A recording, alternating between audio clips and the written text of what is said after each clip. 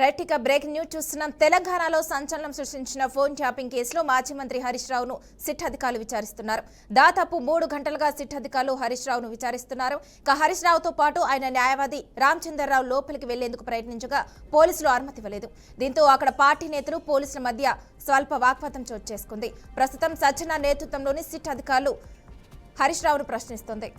ఇక ఇదే అంశానికి సంబంధించి మరింత సమాచారాన్ని మా ప్రతినిధి రామకృష్ణ అందిస్తారు. రామకృష్ణ, చెప్పండి, ఈ అంశానికి సంబంధించిన అప్డేట్ ఏంటి?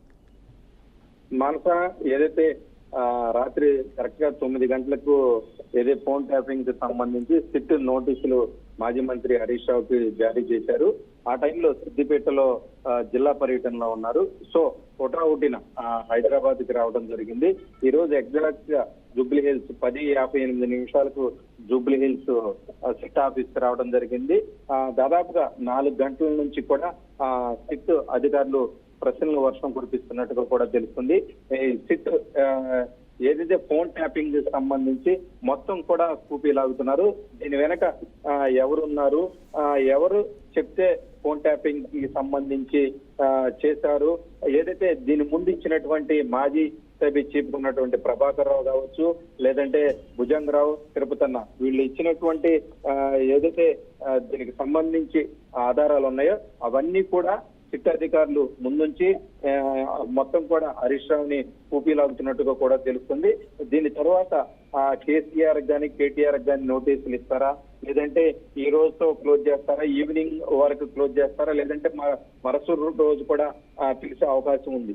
మెయిన్ గా దీనికి సంబంధించి శ్రావణ్ రావు పాత్ర ఏ విధంగా ఉంది మొత్తం కూడా క్లియర్ గా, ఎందుకంటే హరీష్ రావు అప్పుడు ప్రభుత్వంలో ఉన్నప్పుడు కీలక పాత్ర పోషించారు.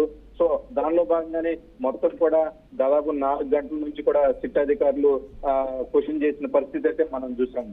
మనస, అదే రామకృష్ణ, చెప్పండి, మున్సిపల్ ఎన్నికల కంటే ముందు ఈ విధంగా విచారణకు పిలవడం ఏ విధంగా చూసుకోవచ్చు అంటారు? ఖచ్చితంగా ఏదైతే సిట్ అధికారులు ఏదైతే ప్రభాకర్ రావు నెల ప్రభాకర్ రావును విచారించిన సమయంలోనే ఖచ్చితంగా రాజకీయ పార్టీలకి సంబంధించి కొంత ఇన్వాల్వ్మెంట్ ఉన్నట్టు కూడా మాకు తెలుస్తుంది. సో ఖచ్చితంగా రాజకీయ పార్టీలకి శీతాకాల సమావేశాలు అయిపోయిన తర్వాత నోటీసులు జారీ చేస్తామని చెప్పారు.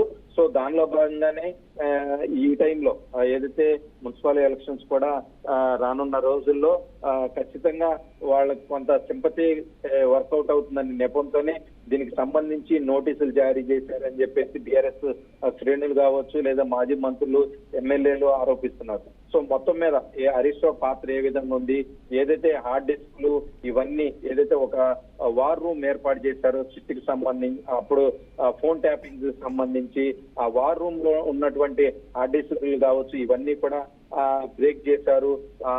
అసలు ఎందుకు చేయాల్సి వచ్చింది అనే కోణంలో కూడా హరీష్ రావుని సిట్ అధికారులు ప్రశ్నిస్తున్నట్టుగా కూడా తెలుస్తుంది. మానస, అయితే రామకృష్ణ, చెప్పండి, కాంగ్రెస్ ప్రభుత్వం 6 గ్యారెంటీల మీద ఫోకస్ పెట్టకుండా ఇలా విచారణకు పిలవడం ఏ విధంగా చూసుకోవచ్చు అంటారు? ఖచ్చితంగా ఏదైతే బీఆర్ఎస్ పార్టీ తరఫున ఏదైతే రీసెంట్ గా జరుగుతున్నటువంటి బొగ్గు కుంభకోణం కావచ్చు, లేదంటే బొగ్గు సంబంధించి కొంత కాంగ్రెస్ పార్టీ మీద అలిగేషన్ భారీ ఎత్తున జరిగింది. సో దాన్ని మొత్తం కూడా ప్రజలకి మంత్రి హరీష్ రావు వివరించారు. మాజీ మంత్రి హరీష్ రావు దానికి సంబంధించి మొత్తం కూడా మీడియాని అడ్రస్ చేసి అసలు ఏం జరుగుతుంది, ఏదైతే స్వయంగా సీఎం రేవంత్ రెడ్డి బావమరిదే దీనిలో ఇన్వాల్వ్ అయ్యారు, టెండర్లకు సంబంధించి ఎవరిని రానియకుండా చేశారు, ఇలాంటి పలు అంశాలపైన పలు సార్లు కూడా మాట్లాడటం జరుగుతుంది హరీష్ రావు. సో దానిలో భాగంగానే కుట్రపూరితంగానే ఈ నోటీసులన్నీ కూడా జారీ చేశారు. హరీష్ రావు కుమారుడు ఈ రోజు అమెరికా ఈవినింగ్ వెళ్లాల్సి ఉంది. సో ఇవన్నీ కూడా నన్ను కొంత ఇబ్బంది పెడుతున్నారు అని చెప్పి బీఆర్ఎస్ దీనికి సంబంధించి కూడా చెప్పడం జరిగింది. సో మొత్తం మీద చూసుకున్నట్లయితే కాంగ్రెస్ పార్టీ కొంత లాభం పొందే విధంగా వ్యవహరిస్తుంది అని చెప్పి బీఆర్ఎస్ పార్టీ కార్యకర్తలు కావచ్చు, లేదా నాయకులు చెప్తున్న పరిస్థితి మనం చూస్తాం. మానస, ఓకే, థ్యాంక్ యూ రామకృష్ణ.